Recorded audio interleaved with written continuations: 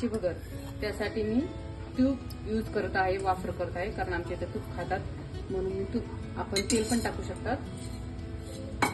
तूप गरम झालं की त्याच्यामध्ये मी घेतले काळे मिरे, आपण मसाल्यामध्ये वापरतात नाही का, ते टाकते.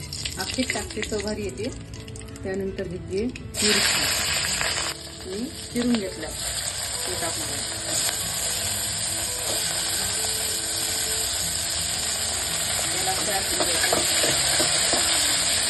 थोडासा वाफ घेतलेला, त्यानंतर मी बाकीचे टाकणार आहे. लाल तिखट टाकते. लाल तिखट टाकल्यानंतर मी लगेच भगर धुवून घेतलेली आहे, भाजून धुवून घेतली. बघा कलर दिसते ना.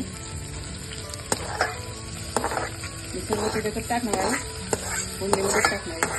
फोडणीची भगर दिल्यानंतर त्याच्या फोडणीमध्ये सर्व साहित्य टाकत असते मी.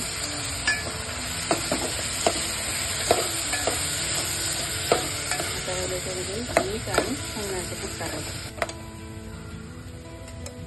शेंगदाण्याचं कूट पण टाकते. माझी दीदी आहे ना, तिला फराळाचं भारी आवडतं म्हणून मी थोडीशी भगर जास्त केली आहे. माझी दीदी खूप खाते. सर्वात शेवटी टाकणार आहे मी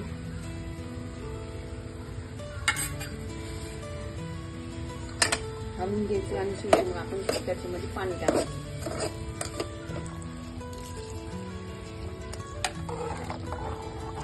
आणि भगर एकदा हलवली ना, परत झाकून ठेवली तर त्याला सारखं सारखं हलवायचं नाही. जेवढं आपल्याला पाहिजे प्रमाण आपल्यानुसार पाणी टाकून घ्यायचं. नंतर त्याला परत हलवायचं नाही सारखं सारखं.